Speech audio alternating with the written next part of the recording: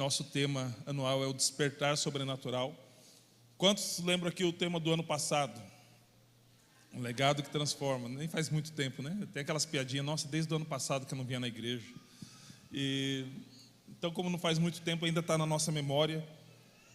E é muito interessante como aquilo que nós conversamos bate com o tema, né? A gente estava falando muito sobre legado, o pastor estava nos ensinando muito sobre os marcos antigos, e daí quando vem o tema, né, a gente falou muito sobre os marcos antigos em 2023, quando vem o tema de 2024, fala sobre um legado que transforma, tem totalmente a ver com os marcos antigos, né? A gente conversando também sobre algo poderoso que Deus estava para fazer esse ano, né, e já estava no nosso coração algumas reuniões de oração, né, teremos algumas cestas de glória para a glória de Jesus. E quando veio esse tema, né, o despertar sobrenatural, demais, poderoso mesmo. Então, não apenas nós como Paz Church Guaratuba, mas toda a Paz Church do Brasil e também fora do Brasil, estamos no mesmo propósito, ao mesmo tema, buscando as mesmas coisas. O pastor Abe, quando ele anunciou o tema, representando, óbvio, né, a pastora Rebeca e o pastor Paulo Jeff, o tema está baseado em Romanos capítulo 15, versículo 18, porque não ousaria falar de assunto algum, senão expressamente daquilo que Cristo tem realizado por meu intermédio em palavras e ações, com o objetivo de conduzir os gentios a obedecerem a Deus, pelo poder de sinais e maravilhas. Repita comigo: sinais e maravilhas. Aleluia. E por meio do poder do Espírito Santo, de modo que, desde Jerusalém e arredores até o Ilírico, tenho proclamado plenamente o Evangelho de Cristo. Esse é o tema, esse é o versículo base para o nosso tema. Nós cremos que Jesus não mudou, passam-se os céus e a terra, mas a sua palavra jamais muda. E se a palavra de Deus não muda, é porque Ele é um Deus imutável. O mesmo Deus que operou abrindo o Mar Vermelho, o mesmo Deus que empoderou a igreja primitiva, é o mesmo Deus que está agindo em nosso meio. Então nós cremos sim que nesse despertar sobrenatural veremos mais ainda curas, milagres, sinais, prodígios, maravilhas acontecendo, não somente aqui, mas onde nós estivermos, porque a nossa congregação não é um prédio na Nicolau Abaja, a nossa congregação é quando nós estamos juntos, e quando nós estamos juntos, o poder de Deus manifesta em nosso meio. Então nós cremos muito nisso, amém? Quantos creem? Quantos querem? Todo mundo quer. Quem não quer mover-se no poder, no sobrenatural de Deus? Mas amém. Esse é o nosso tema anual. Vamos trabalhar bastante isso, não apenas esse mês, né, que inclusive, além de ser o primeiro mês do ano, a primícia dos meses é o mês das primícias, como o Álvaro bem explicou aqui. Mas nós estaremos falando sobre isso o ano todo e vendo isso também o ano todo. Glória a Deus. Vamos lá. Quem aqui já, alguma vez na vida, na sua caminhada, depois de um longo dia de trabalho, sabe aquele dia produtivo, que você até sai um pouquinho mais tarde do trabalho, vai até um pouco mais além daquilo que você estava planejando trabalhar, chega em casa cansado, mas realizado por causa do dia produtivo. E daí, senta no sofá, e hoje tem uns sofás que misericórdia, né? Parece uma cama. Eu prefiro às vezes nem sentar, porque eu sei, eu desfecho. E daí senta no sofá, pega um livro ou pega o celular, vai dando algumas olhadas, vai enviando algumas mensagens que estava para enviar, e daí o som vai ficando baixinho, os olhos vão ficando em stand-by, só o LEDzinho vermelho ali, né, que nem a televisão, né, parece que está ligado, mas está desligado, e de repente você pegou no sono. Já aconteceu com você? Comigo raramente acontece com frequência. E a gente pega no sono sem perceber. Já percebeu que a gente não percebe que pega no sono? A gente percebe que o sono está vindo, amém? Mas a gente só vai perceber que dormiu quando? Acorda. Só que nesse tipo específico de sono, nós geralmente acordamos ou com o celular caindo na testa, na cara da gente. Quando a gente está olhando ali, não, vou olhar isso aqui só para dar uma relaxada nas costas, dorme, leva uma celularzada na cara. Já vi isso acontecer. Quando alguém dá uma risadinha, quem tem filhos aqui sabe como que é, né? Uma fábrica de meme, né? A gente está dormindo, eles já vão lá filmar. vem servir na mídia. Ou quando dá aquela geladinha aqui no lado da boca, a gente dá aquela pescada, já acorda de ver, olha para o lado para ver se não tem ninguém olhando, já bateram foto, já publicaram. E a gente dá aquela despertada, né? Passa a mão aqui para ver se não desceu. E dá aquela acordada, meu Deus, eu dormi. Não diga. Isso acontece também na nossa vida espiritual, sabia? Sem perceber. Às vezes negligenciando alguns sinais que estão acontecendo, assim como a gente negligencia alguns sinais que a sonolência está nos dando, nós, às vezes, ignorando alguns sinais, pegamos num sono espiritual. E é sobre isso que nós vamos falar hoje. E o tema da mensagem é Wake Up. Alex, por que em inglês? Porque em português é acorde ou acordar, ficou mais legal no inglês, vamos combinar aqui, né? E como você já sabe o que significa, então, acorde, wake up, acordar, despertar. Romanos capítulo 13, versículo 11, diz assim: e digo isso a vocês que conhecem o tempo, vocês que conhecem o tempo, já é hora de despertarem do sono, porque a nossa salvação está agora mais perto do que quando no princípio cremos. Vai alta a noite, e o dia vem chegando. Deixemos, pois, as obras das trevas e revistamo-nos das armas da luz. Vivamos dignamente, como em pleno dia, não em orgias, bebedeiras, nem em imoralidades e libertinagem, nem em discórdias e ciúmes, mas revistam-se do Senhor Jesus Cristo e não façam nada que venha satisfazer o desejo da carne. Amém? Feche seus olhos se puder. Vamos orar. Pai, nós bendizemos o seu santo nome, Senhor Deus. Nós te agradecemos pelo privilégio de estarmos reunidos como igreja, te adorando, glorificando ao Senhor, honrando ao Senhor com o que somos, mas também com aquilo que temos. Obrigado, Deus, pela sua bondade, pela sua misericórdia, pela sua graça, Senhor Deus. Obrigado, Senhor Deus, porque o Senhor nos escolheu antes. Obrigado, Pai amado, que o Senhor possa nos constranger com o seu amor, nos transformar pela sua palavra, Pai, em nome de Jesus. Nos desperta para aquilo que o Senhor deseja fazer nesse ano, que possamos estar acordados, Senhor, ativos, Senhor Deus, para que possa ser realizado em nós e através de nós o seu desejo, a sua vontade, os seus desígnios, o seu propósito e os princípios do Senhor na sua completude. Vem, Senhor Deus, em nome de Jesus, que possamos compreender a sua palavra, ser transformados por ela e poder praticar, Pai, aquilo que nós aprendemos, em nome de Jesus. Amém. Amém, queridos? Sempre quando a Bíblia fala de sono, ela está apontando para um estado de inatividade espiritual. Todas as vezes que a Bíblia fala de sono, ainda que ela use uma figura de linguagem, ou ainda que ela use um momento comum que aconteceu, ela aponta para uma inatividade espiritual. E como eu falei naquela introdução ali que a gente disse, que estávamos falando sobre que todos nós já pegamos no sono sem querer, querendo, né, sem perceber, pegamos no sono alguma vez na vida. É impossível, eu não conheço alguém que nunca pegou no sono. Se você não se lembra, pergunta para sua mãe, porque eu tenho certeza que isso já aconteceu, de pegar no sono sem querer. E assim como o nosso sono físico, o sono espiritual, ele muitas vezes acontece, mesmo a gente não querendo, mas ele vem. E quando a Bíblia fala disso, ela está apontando para isso, um estado de inatividade espiritual, uma negligência, uma procrastinação, uma apatia e até a morte.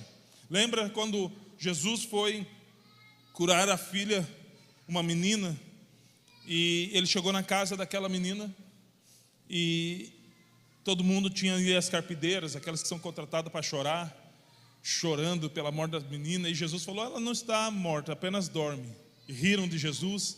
Ou até quando Jesus falou, vamos até Betânia, meu amigo Lázaro dorme e eu preciso despertá-lo. Então até quando a Bíblia aponta para a morte, ela faz uma paráfrase com o sono. Ela traz para nós um exemplo de sono, de inatividade espiritual. Então quando a Bíblia convoca para um despertamento, é porque Deus deseja realizar algo no seu povo e através do seu povo. Ou seja, quem é o povo de Deus? Nós. Então, quando Deus está nos convocando, e de fato Ele está nos convocando para um despertamento, é porque Ele deseja fazer algo primeiramente em nós e também através de nós. mas para que haja uma atividade de Deus, para que haja uma manifestação de Deus em nossas vidas, e através das nossas vidas nós precisamos acordar, nós precisamos despertar de um sono que muitas vezes, sem querer, nós iniciamos, até porque o sono, principalmente aqueles no finalzinho do dia, eles são dolosos, né? Sem a intenção de dormir. Por quê? Porque nós temos um horário específico para dormir. E a Bíblia, até nesse versículo que a gente leu em Romanos, ela fala sobre isso. Deus não nos criou para apenas existir. Não existe parte do propósito de Deus nos criar para apenas existirmos e estarmos nessa terra fazendo como fosse uma planta, fotossíntese, só existindo. Óbvio que o propósito da planta é muito maior do que isso, a gente sabe o propósito do qual ela existe, mas como se ela estivesse só ocupando lugar. Uma árvore não ocupa lugar inutilmente. E não foi para isso que Deus nos criou, para que ocupássemos o lugar inutilmente. Como aquele que só existe. Deus não nos criou para existir, mas para ser. Foi essa a intenção. E a diferença de uma igreja do existir e uma igreja do ser é o fato de se ela está ou não dormindo. Porque uma igreja que dorme, ela está ali, mas ela existe. Existe aqui uma igreja. Mas quando essa igreja é igreja, existe uma diferença total. Porque ela é boa? Não. Porque ela é hypada? Não. Porque ela tem parede preta? Não. Mas porque a atividade do Espírito Santo está manifestando na vida dela, porque ela acordou para a realidade de Deus, ela aceitou e sujeitou ao convite. Na verdade, mais o convite, a convocação de despertar. E porque despertou, ela passa a viver em Cristo e através do Espírito Santo. Então existe uma diferença entre a igreja que existe e a igreja que é. E se somos, é por causa dele. E não tem problema em existir, porque nele nós nos movemos, nós somos, nos movemos e existimos. Mas é nele, nós não existimos pela nossa própria natureza, ou para ser apenas alguém que deixou de beber, se prostrar diante de uma imagem, deixou de roubar e passou a participar de um clube gospel. Não, isso é existir. Isso é simplório demais. É para muito mais do que isso que Deus nos chamou, é para muito mais do que isso que Deus nos despertou. Não é apenas existir, mas é para ser, para nos movermos nele, para nos movermos no sobrenatural. Por isso precisamos despertar. Por isso existe esse clamor, essa convocação. Deixa eu mostrar algo a vocês. Slide 3, por favor. Está vendo essa cratera gigantesca? Se eu não me engano é Havaí, esqueci de pegar a referência. Muita civilização em volta, vegetação. O que é isso? A maioria das pessoas que ao ver essa imagem, tem até aqui uma estrada costeando ela. Muitas casas aqui embaixo, na sua encosta. Muitas pessoas podem dizer, parece uma cratera causada por um grande meteoro. Na verdade, isso é um vulcão. Não parece, mas é um vulcão. Mas muitas pessoas não vão saber o que é, porque vão de repente falar várias coisas, porque não parece, mas é. Lembra do Denorex? Só quem tem década de 90 isso. Agora mostra a próxima imagem, por gentileza. O que é isso? O que é? Preciso apresentar? Dispensa a apresentação, amém? Por quê? Porque está em atividade. Volta na primeira imagem para a gente, por gentileza.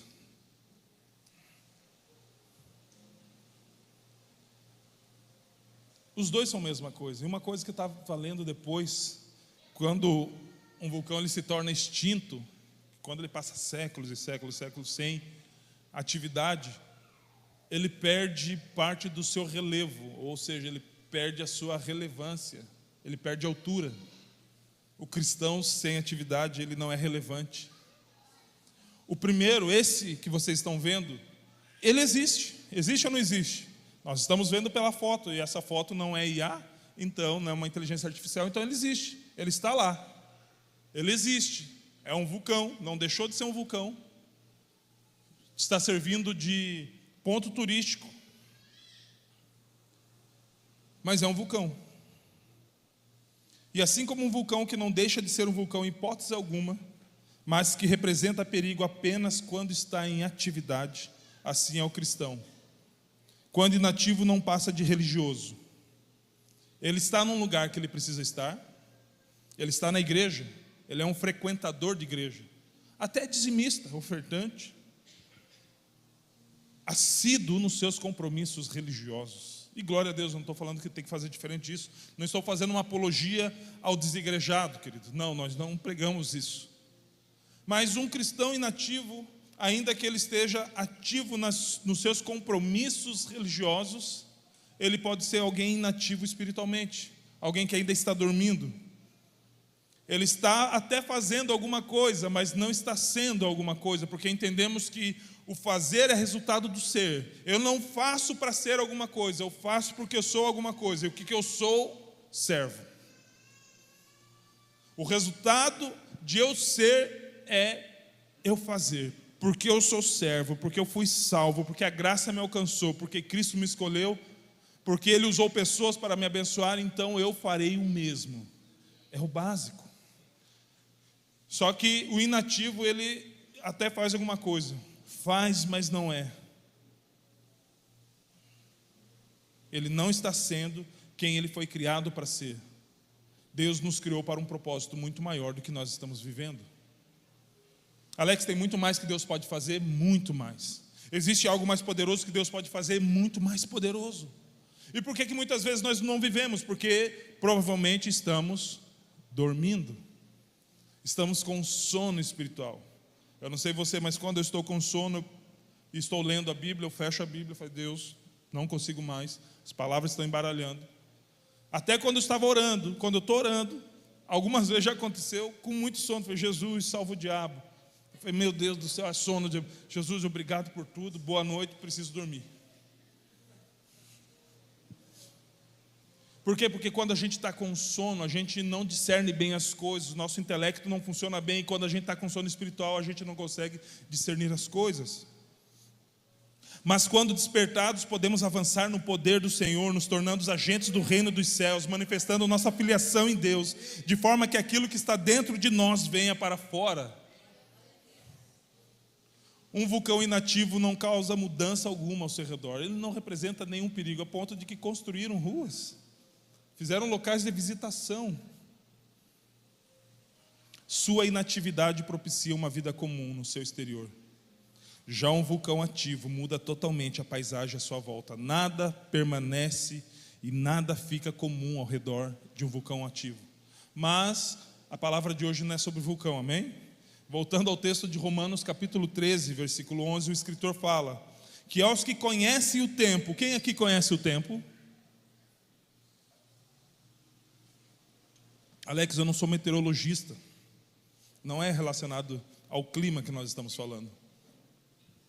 Se nós passearmos por Mateus 24, nós vamos começar a entender relacionado ao tempo. O tempo das coisas que estão acontecendo, o tempo das últimas coisas, o tempo da vinda de Jesus. E olha o que ele diz, aos que conhecem o tempo, está na hora de vocês despertarem. Se ele fala isso para quem conhece o tempo, qual não seria a mensagem para quem não conhece? E essa é a pergunta, conhecermos ou não o tempo? Porque para aqueles que conhecem, a mensagem de Paulo é, ei, despertem. Talvez para os que não conhecem é, continue dormindo.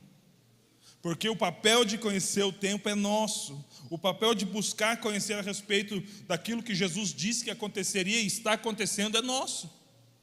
Nós precisamos ter o desejo de buscar e conhecer a respeito do tempo das coisas ou do tempo do fim.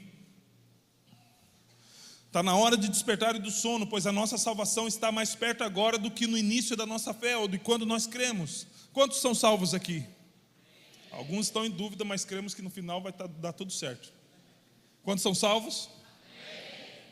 Mas Paulo está dizendo para a gente despertar, porque a nossa salvação está mais perto.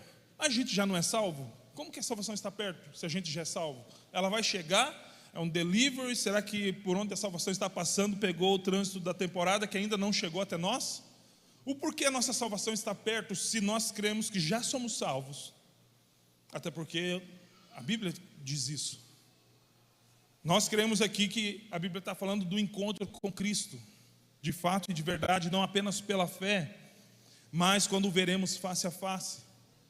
Aqui está dizendo quando estabelece de fato e de verdade a eternidade, quando nós nos encontrarmos com Ele, quando o ápice da nossa fé cristã, que pelo menos para mim é olhar nos olhos de Jesus. Esse é o ápice da fé cristã. Essa é a minha esperança, queridos. Quando Cristo voltar, eu puder vê-lo. Não porque eu vou ver para quê, eu vou ver porque eu creio. O próprio Jesus disse: bem-aventurados os que não viram e creram, porque Ele virá. Amém? Você crê nisso? Amém. Muitos estão falando, tem até influencer aí que é seguido por muitos cristãos. Eu desde quando eu era pequeno eu ouvia falar que minha avó, eu ouvia minha avó dizendo, na verdade, eu ouvia falar através da minha avó que Jesus estava voltando, até agora Ele não voltou.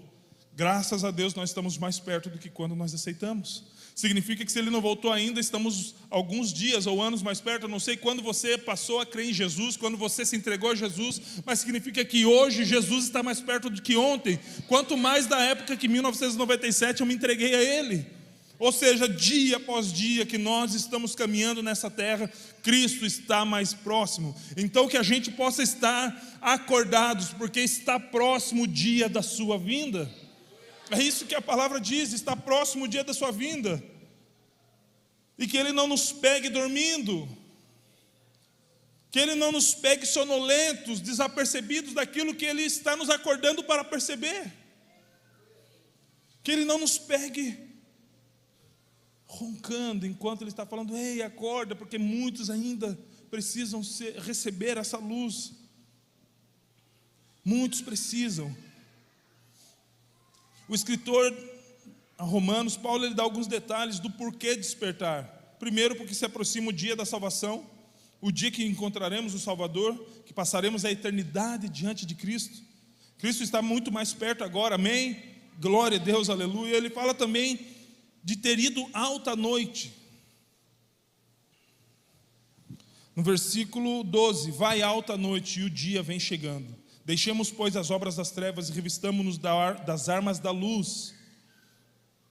Então, quando ele fala que vai alta noite, ele não está falando exatamente do contraturno ou do período da noite que o sol se põe. Ele está falando do período da falta da iluminação do evangelho, o período de trevas, do domínio do pecado, da inatividade, do sono, da frieza, da apatia, da falta de amor, da falta de perdão, não apenas do momento que Jesus ainda não tinha nascido, que era o Antigo Testamento, não, porque Jesus, a morte de Jesus, o nascimento de Jesus fez sentido para nós que cremos, mas existem muitas pessoas que para eles ainda não faz sentido, então eles ainda estão vivendo à noite, ainda estão debaixo de trevas.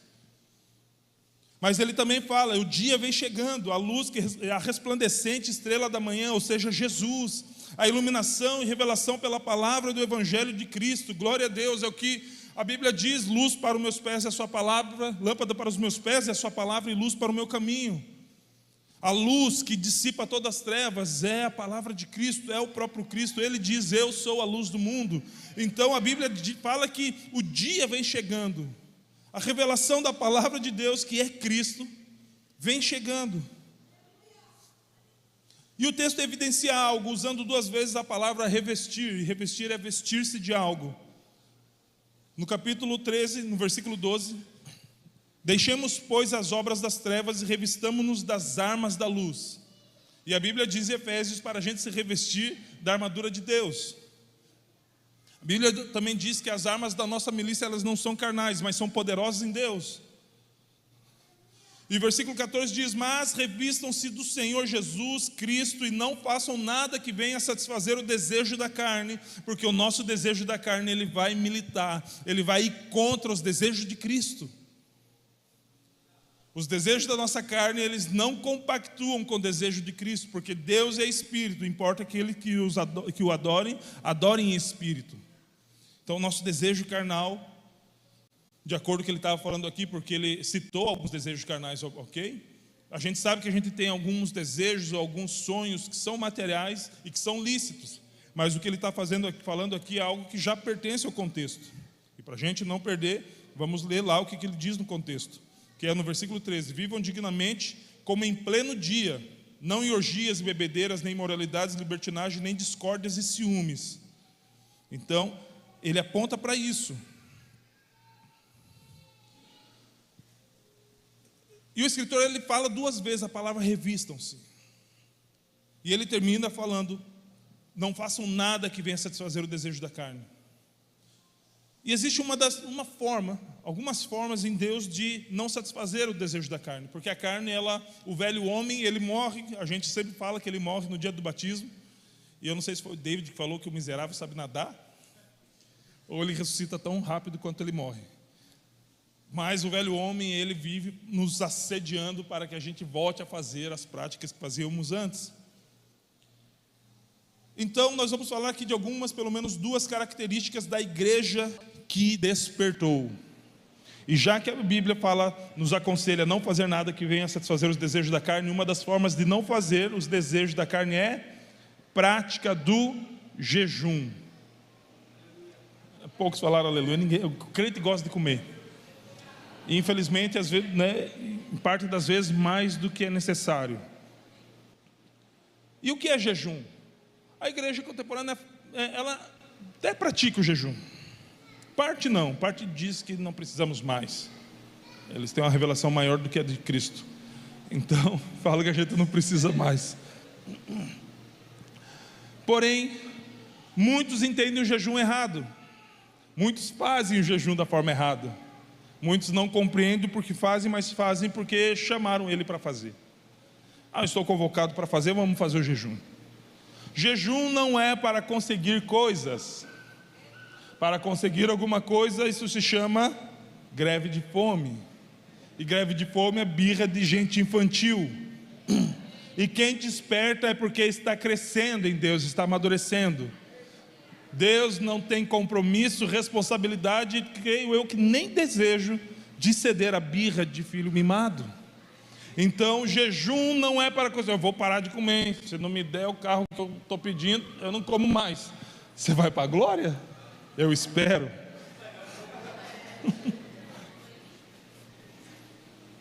Não vou comer. Se o Senhor não me dá, não vai rolar, querido. Joel capítulo 2, versículo 12. Ainda assim, agora mesmo diz o Senhor: convertei-vos a mim de todo o vosso coração, e isso com jejuns e com choro e com pranto. Jejum não é greve de fome. Jejum não é ato de conquista. Jejum é ato de prejuízo. Por quê? Porque o jejum, ele nos leva à auto-humilhação. Não é autoflagelação, querido, é auto-humilhação, ao quebrantamento. Ele nos leva ao pó, ele nos leva ao contristamento. Por quê? Porque se a carne está forte, eu preciso deixar de alimentá-la. E o jejum é uma dessas formas. O jejum, ele precisa mortificar a carne. O jejum é uma das armas que usamos para não satisfazer os desejos da carne, porque o jejum mortifica a carne. O jejum é um dos vouchers, um dos bônus, do Evangelho. Porque o Evangelho não é um convite à riqueza, queridos. Está assistindo, se você crê muito nisso, talvez você esteja assistindo alguns cultos meio estranhos na internet. Alguns sales da vida aí. O Evangelho é o convite de Cristo. Ei, todo aquele que quiser vir após mim, negue-se a si mesmo, tome a sua cruz e siga-me. O meu reino não é desse mundo. O Evangelho é um convite à morte, e o jejum é um dos bônus para a gente conseguir alcançar isso, porque ele vai mortificar a nossa carne. Nós não precisamos dizer e nem mostrar a todos que estamos jejuando, porque às vezes na nossa ignorância, ou na nossa inocência, eu vou falar inocência, é a mesma coisa quase, então, ignorância não é uma palavra pejorativa, eu sou ignorante em muitos assuntos, não me envergonho disso, porque eu não posso fazer uma cirurgia cardíaca em ninguém, na verdade não posso fazer nenhuma cirurgia em ninguém, eu sou ignorante quanto às cirurgias, à medicina, então, é ser ignorante a respeito de algum assunto. Então, muitas vezes somos ignorantes a respeito do jejum. E a palavra ignorante é tão comum de ser usado, que Paulo, quando ele vai falar dos dons, ele fala: no tocante aos dons, eu não desejo que vocês se tornem ignorantes, ou continuem ignorantes. Ou seja, eu vou trazer um ensino. Então, muitas vezes a gente está jejuando, e por causa da nossa inocência, da nossa ignorância quanto ao assunto, é compreensível quando a pessoa está caminhando, né, novinha no Evangelho, está cheirando a leite ainda. Então é comum ela chegar no meio da comunhão, no meio do final da célula, está ali, aleluia. Ô, irmãos, não vai comer todo de jejum, querido. Daí já vem os evangeliqueiros, estão no mistério. Olha, glória a Deus, terra.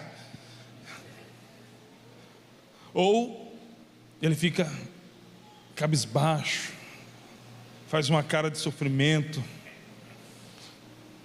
Eu sei que não é o seu caso, mas vou só aqui chover, nem no molhado vou chover, vou só jogar no ar. Ou às vezes já chega lá coração com peito de Chester de Natal. Aleluia, louvado seja eu. O que houve, irmão? Estou jejuando, rapaz. É mistério de Jeová. Tem que se colocar na brecha, tem que pagar o preço, né, irmão? Nas madrugadas, tem que pagar o preço jejuando, vivendo a carnalidade desses irmãos aí. Misericórdia. Tem que jejuar, irmão. Jejuar, tem que fazer que nem eu, jejue. Mateus 6,16. E quando jejuardes, não vos mostreis contristados como os hipócritas, porque desfiguram o rosto, faz até uma cara de gatinho de Shrek. Você quer comida, irmão? Não, eu estou de jejum. Porque desfiguram o rosto para que aos homens pareça que jejuam. Os irmãos precisam saber que eu jejuo, eu sou espiritual. Eu sou espiritual. Alguém precisa saber que eu estou jejuando hoje. Ele vai na hora do almoço na casa do irmão. Ô, irmão, inconveniente, né? Quer almoçar? Não, eu estou de jejum. Já estou indo até, só para falar que eu estou de jejum.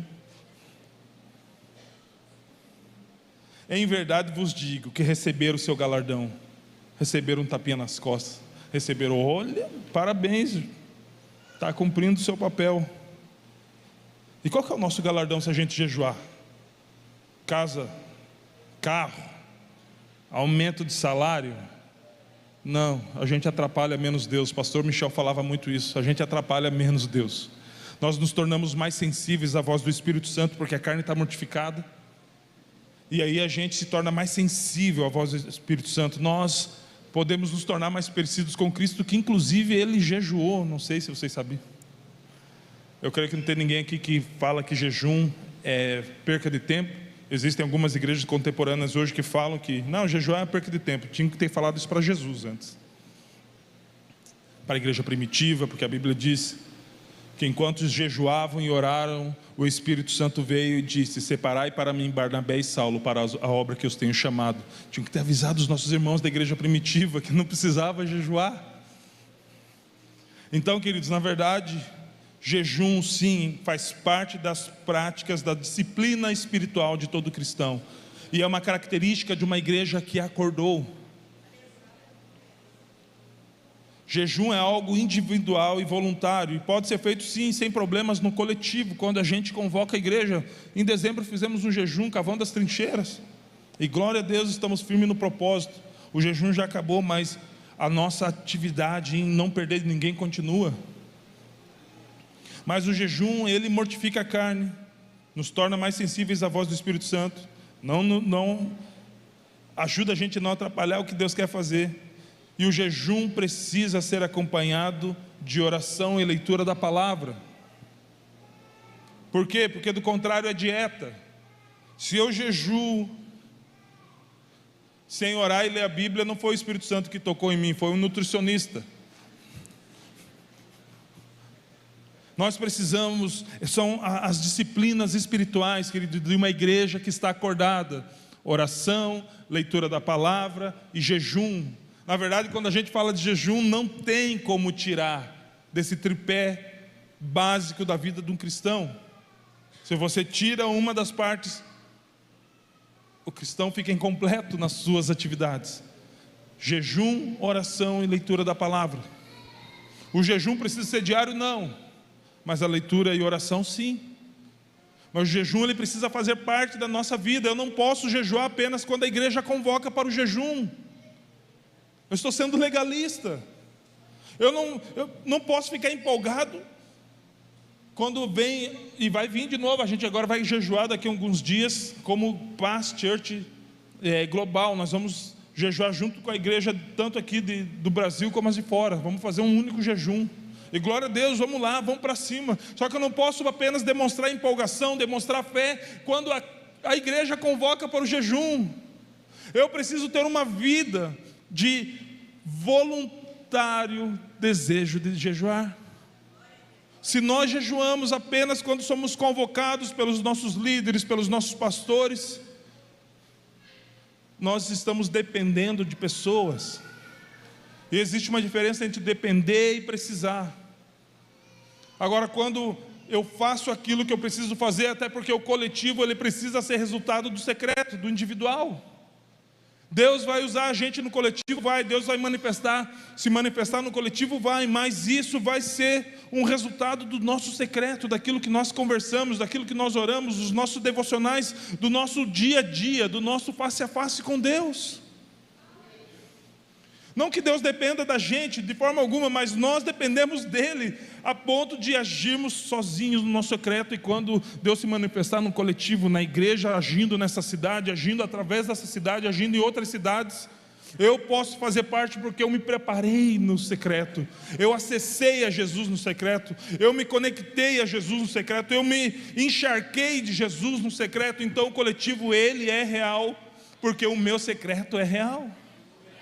Então, queridos, nós precisamos jejuar sim nas convocações da igreja, mas precisamos também, e até mais, jejuar entre família. Você é sacerdote, traga sua família para jejuar. Vamos fazer um jejum tal dia. Vamos fazer. Nós estamos muito dormindo.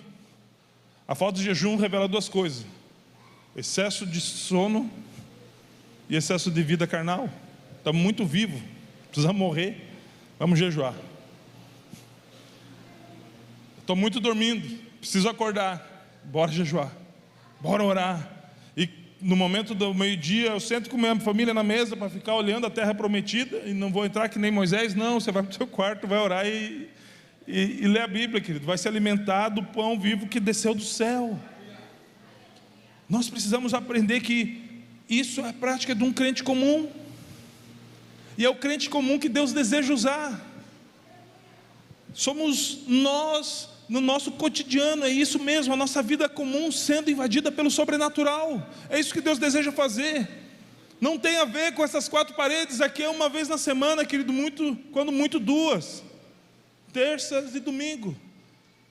Mas é apenas uma fração de toda a nossa vida, e é toda a sua vida que Deus deseja usar. Deus deseja derramar algo, Deus deseja transbordar sobre você em toda a sua vida. Então entendemos o que é jejum, amém? Então vamos jejuar. Vamos ficar muito felizes.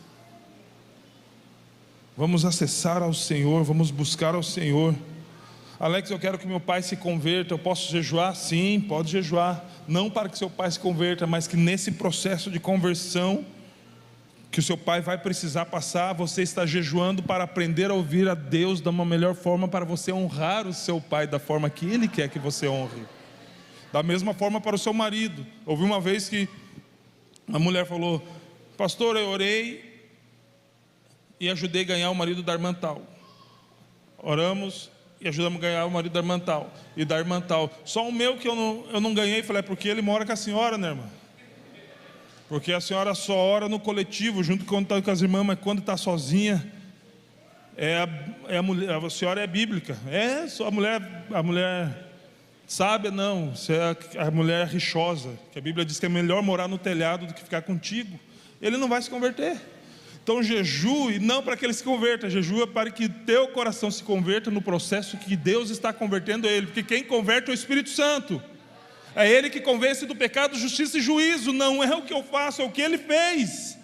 Tudo que precisamos para alcançar alguém, Cristo já fez. Já está pago o preço da salvação. O sangue dele já foi vertido pelos nossos pecados. Ele já ressuscitou, está vivo, sendo a primícia entre os mortos. O primeiro a ressuscitar, e nós vamos ressuscitar, porque ele ressuscitou. Então tudo necessário para a salvação aconteceu. Agora, como que eles vão ficar sabendo? Com a segunda característica de uma igreja que está acordada: proclamação. Repete comigo, só para não ficar chato: proclamação. 1 Pedro 2,9. Amamos demais esse versículo. Até choramos. Eu sou isso aqui. Vocês, porém, são geração eleita, sacerdócio real, nação santa, povo de propriedade exclusiva de Deus. Aleluia. E somos mesmo, amém? Amém. Glória a Deus por isso, somos isso. Mas somos porque somos bons? Não.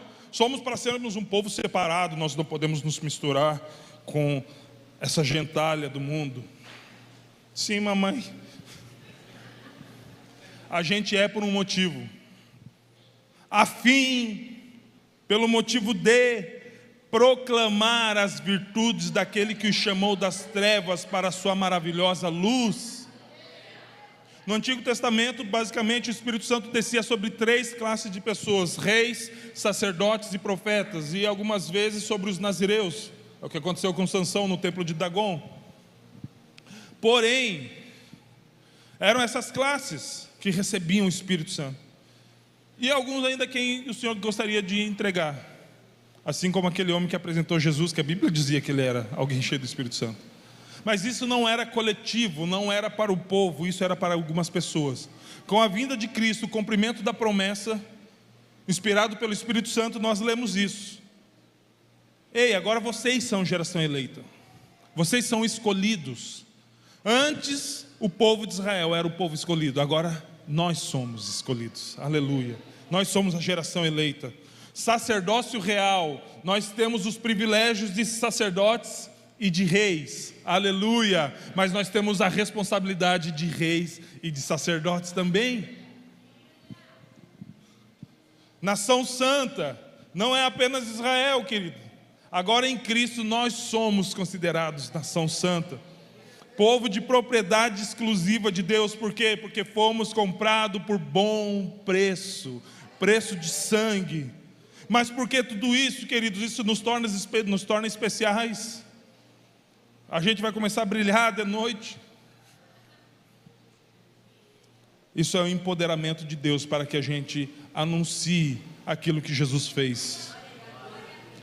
Até porque viemos de uma geração que crê que a responsabilidade de buscar a Deus vem do púlpito, que a responsabilidade de ser cheio do Espírito Santo vem do púlpito, que a responsabilidade de fazer missões vem do púlpito, que a responsabilidade de aconselhar vem do púlpito, a responsabilidade de ter uma boa palavra vem do púlpito, a responsabilidade de ter sabedoria vem do púlpito. Ei, vós sois geração eleita, tudo aquilo que nós fazemos aqui, vocês podem fazer em todos os lugares.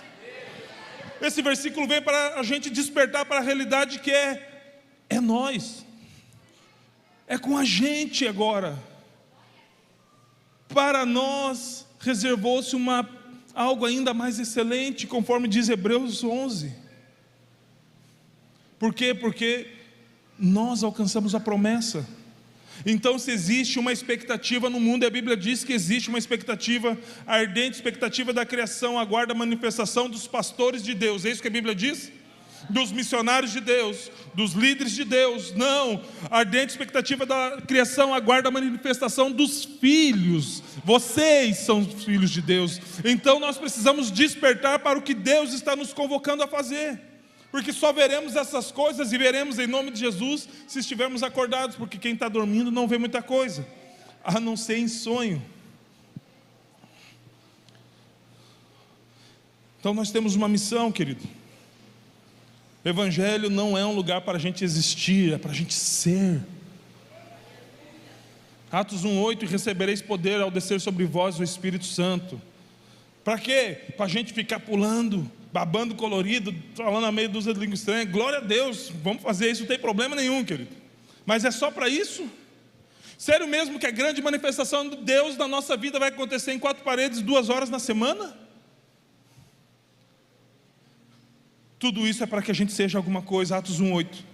E recebereis poder ao descer sobre vós o Espírito Santo, e serão minhas testemunhas.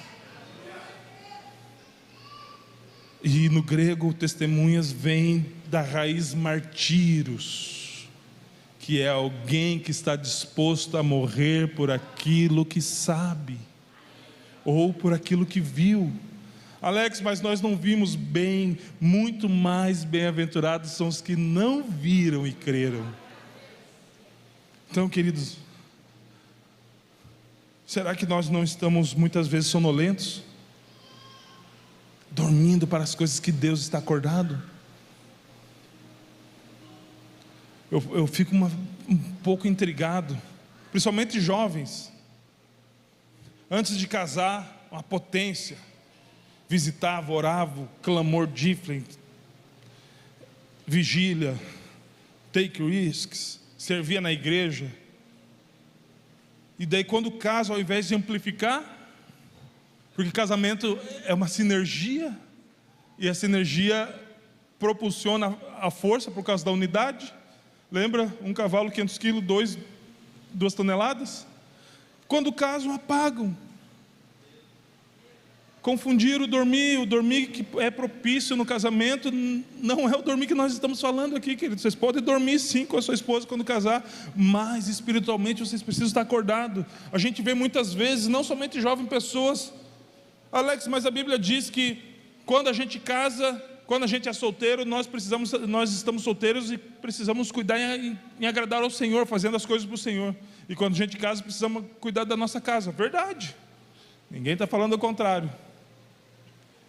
Só que muitas vezes a gente vê um sono profundo. Às vezes a gente até pergunta: o casal é crente ainda? Porque apagou, sumiu. E nós precisamos estar alertas, porque isso pode acontecer com qualquer um de nós, se é que já não está acontecendo. Não tem muitos meses atrás, o pastor ele gosta de dar umas palmadas, não na gente, se duvidar dá também. Mas o pastor Michel, algumas vezes, ele dava umas... Perdão. Mas era mais de uma vez. Ei, acorda, ei, Alex, de volta para a vida, cara. Não é por aí que o caminho, não é? Você está marcando bobeira. Ei, wake up. Se liga, cara. O caminho que você está tomando não vai dar bom, não. Pelo contrário, vai dar muito ruim. Ei, acorda.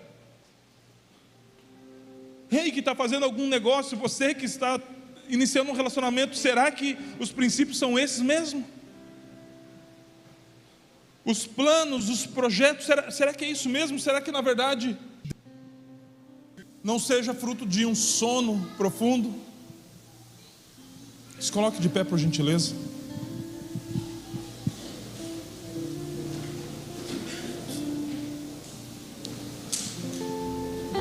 Essa segunda marca de uma igreja que está acordada é proclamação.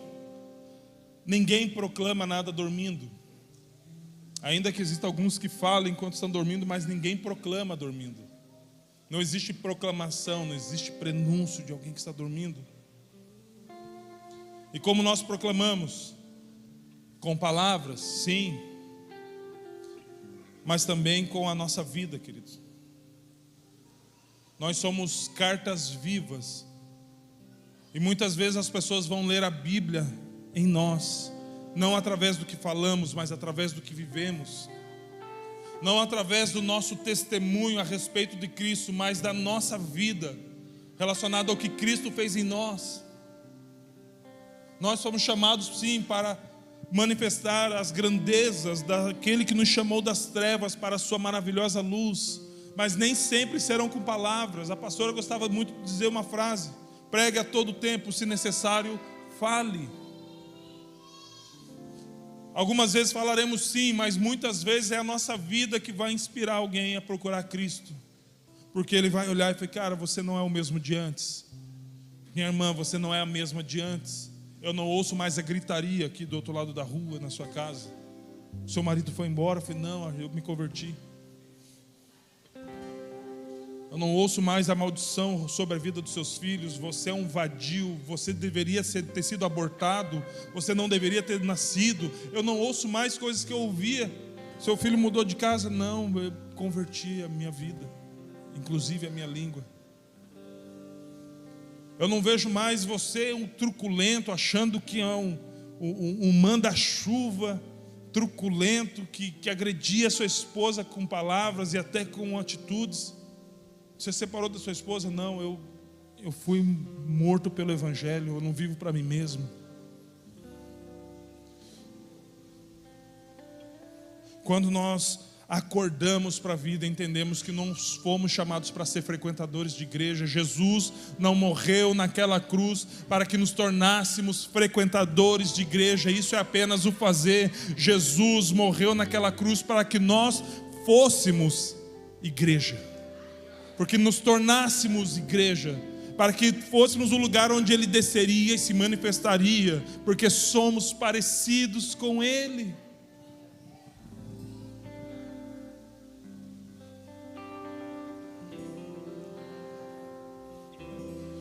Será que a nossa vida comum, ou a nossa vida ministerial, como muitas vezes a gente gosta de falar, ou a nossa vida na igreja? Eu amo vida de igreja, querido. Eu amo poder estar entre os irmãos. É muito bom isso. Eu aprendi a ser gente no meio da igreja, querido, sendo puxado a orelha. Puxaram muito a minha orelha, até eu acordar.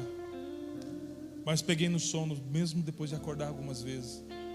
Passei a servir pessoas, porque quando eu não servia, eu sabia que eu estava dormindo, porque eu estava pensando em mim mesmo, pensando no meu repouso, pensando na minha tranquilidade, pensando na minha zona de conforto. Mas quando eu passei a servir, eu entendi que eu acordei para a necessidade do próximo. Quando procurava alguém, eu falava: eu não sei fazer muita coisa, eu não tenho muita habilidade, mas eu estou aqui se precisar de mim. Eu aprendi a fazer isso porque me ensinaram a ser assim, não apenas com palavras, mas com exemplos. Porque quando eu não me predispunha a fazer alguma coisa, eu entendi que eu estava dormindo.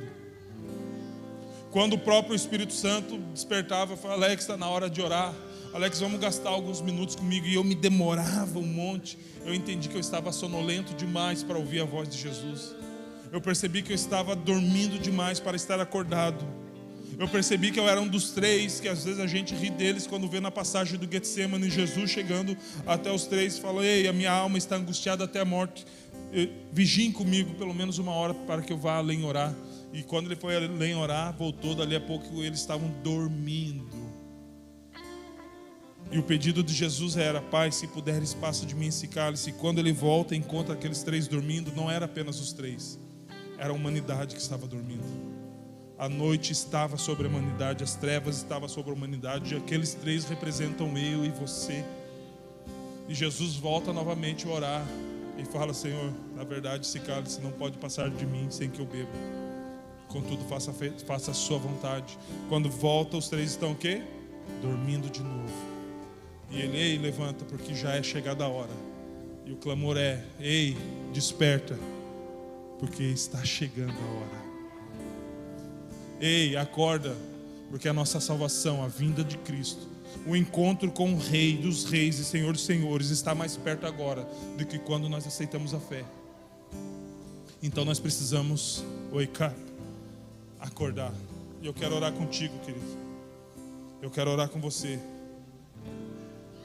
Se você tem percebido que na verdade você está um pouco sonolento espiritualmente falando, que as suas disciplinas espirituais não estão tão em alerta, em ativa assim, eu gostaria de orar contigo, pedir para que você saísse do seu lugar, por gentileza. Nós vamos orar rapidamente, o nosso tempo já está avançado, me perdoe por isso. Sonda-me, quebranta-me, transforma-me, enche-me e usa-me. Geralmente dormimos quando estamos distraídos, querido. E se tem uma coisa terrível que nos distrai, são redes sociais. Eu estava pedindo a Deus: Deus, não me deixe ser escravizado por um celular, Pai. porque eu preciso muito dele para trabalhar, para ter as minhas atividades. Mas não me deixe ficar escravo dele, Senhor Deus.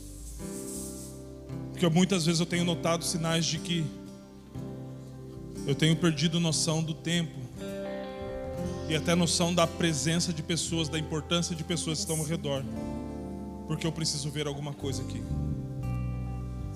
E às vezes a nossa distração não é isso aqui, mas são algumas coisas que nos envolvem, queridos.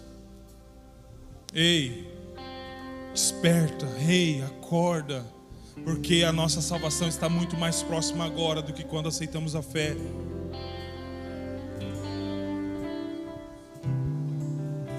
Isaías 60, versículo 1: levanta-se, resplandeça, porque já vem a sua luz, e a glória do Senhor está raiando sobre você. Porque eis que as trevas cobrem a terra, a escuridão envolve os povos, mas sobre você aparece resplandecente o Senhor, e a sua glória já está brilhando sobre você. Ei, desperta, ei, acorda, ei, atento para aquilo que Deus está fazendo e vai fazer. Nosso ano é o ano do despertar do sobrenatural. Nós veremos o sobrenatural, mas para vermos o sobrenatural precisamos estar acordados, precisamos despertar do sono, precisamos abrir mão daquilo que nos tira a atenção das coisas do alto. Fixe seus olhos em Cristo, querido. Então comece a orar, comece a apresentar a Ele. Fala: Senhor, me perdoa, Pai, porque muitas vezes o Senhor me chamou e eu me atrasei a te encontrar. Porque muitas vezes o Senhor pediu aquilo que estava me impedindo, Pai, de fazer o que o Senhor deseja que eu fizesse, deseja que eu faça, Pai. E eu não quis abrir mão disso. Então, queridos, apresente diante de Deus, apresente diante do altar, apresente diante do Senhor situações, circunstâncias, coisas que atraem, coisas que distraem, que te provocam sono espiritual e te fazem não perceber o que Deus está fazendo. Ei, desperta, tu que dormes. Deus está fazendo algo novo. E a Bíblia faz uma pergunta: será que não percebeste?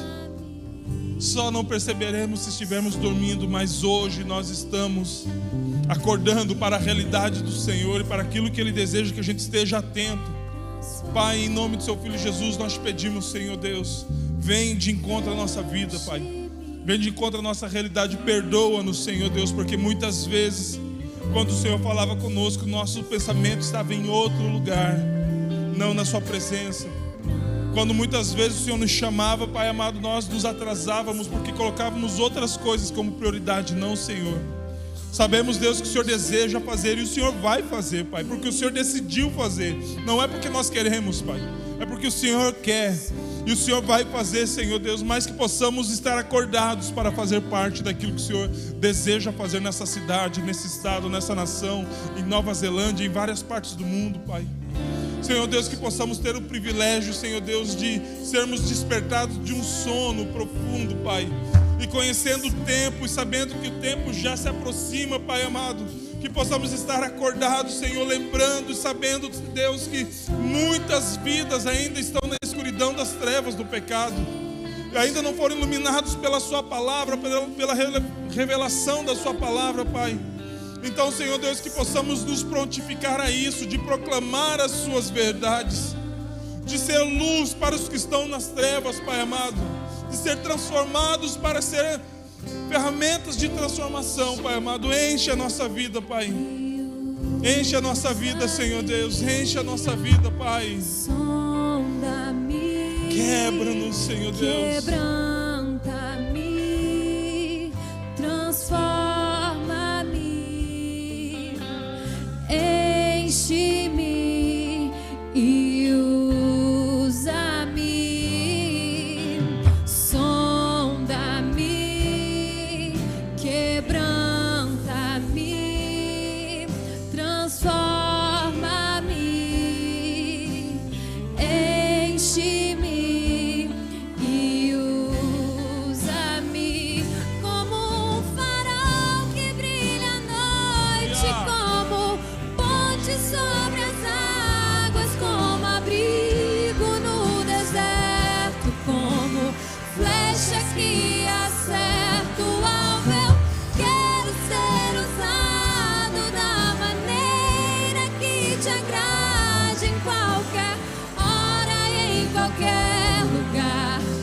aqui a minha vida, usa-me, Senhor. Senhor Deus, te glorificamos, Pai, porque Tu és bom, Pai, que Sua bondade dura para sempre, Senhor Deus. Eu quero pedir sobre a vida do Seu Filho, Pai, transforma-o pelo poder da Sua palavra.